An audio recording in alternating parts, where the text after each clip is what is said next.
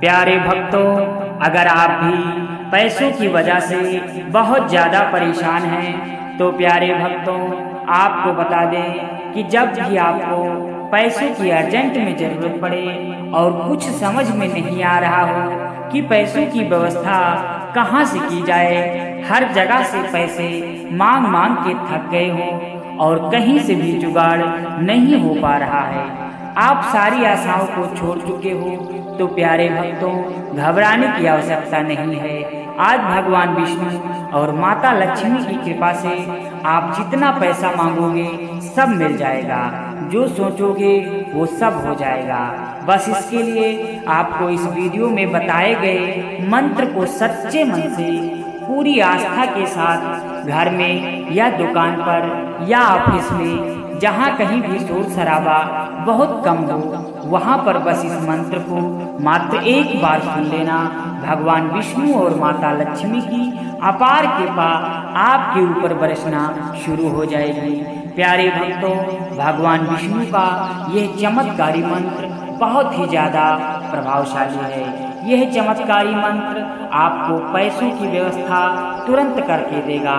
आपके द्वारा मांगा गया पूरा पैसा किसी न किसी प्रकार से आपको टाइम से पहले मिल जाएगा, जिससे आपका रुका हुआ कार्य पल भर में ही सिद्ध हो जाएगा।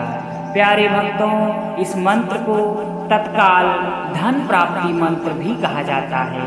प्यारे भक्तों, इस मंत्र में बहुत ही ज़्यादा शक्ति है और इतना ही नहीं, आपके जीवन में कभी भी कोई परेशानी नहीं आएगी। यदि आज आपने सच्चे मन से इस मंत्र का जाप या श्रवण कर लिया तो आपको जिंदगी में किसी भी मंत्र या जोग टटके की जरूरत नहीं पड़ेगी। आपका हर कार्य माता लक्ष्मी की कृपा से बनते चले जाएंगे। तो भक्तों, चलिए श्रद्धा विश्वास के साथ माता रानी पर विश्वास करके और भगवान विष्णु पर विश्वास रखते हुए इस मंत्र को पूरा 108 बार जाप कर लेते हैं। प्यारे भक्तों, यदि आपको लग रहा है किसी कारणवश इस मंत्र का जाप नहीं कर पाएंगे तब भी घबराने की आवश्यकता नहीं है। आप अपने मोबाइल फोन में चलाकर इस मंत्र को पूरा 108 बार जरूर सुनें। यदि आप ऐसा भी कर लेते हैं तो आपके जीवन की सारी मनोकामना आज ही पूरी हो जाएगी। तो चलिए इस महाबलशाली मंत्र का जाप शुरू करते हैं। लेकिन इससे पहले अगर आप भी चाहते हैं कि भगवान विष्णु की कृपा आप पर हमेशा के लिए बनी रहे तो दिल से एक लाइक इस वीडियो को अवश्य करिए और कमेंट बॉक्स में जय श्री हरि लिखकर अपनी हाजिरी लगाना बिल्कुल न भूलें। और ऐसे ही सनातन धर्म को आगे बढ़ाने के लिए हमारे चैनल को जरूर सब्सक्राइब करें। चलिए इस महाबलशाली मंत्र का जाप शुरू करते हैं। ओम केशवाय नमः।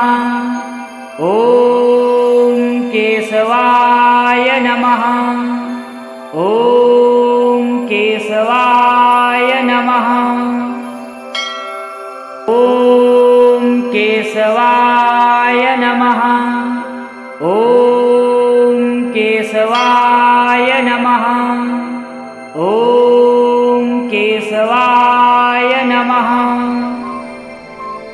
ओम केशवाय नमः। ओम केशवाय नमः। ओम केशवाय नमः। ओम केशवाय नमः। ओम केशवाय नमः। ओम केशवाय नमः। ओम केशवाय नमः। ओम केशवाय नमः। ओम केशवाय नमः।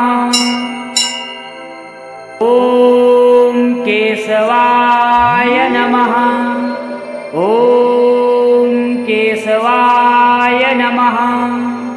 ओम केशवाय नमः। ओम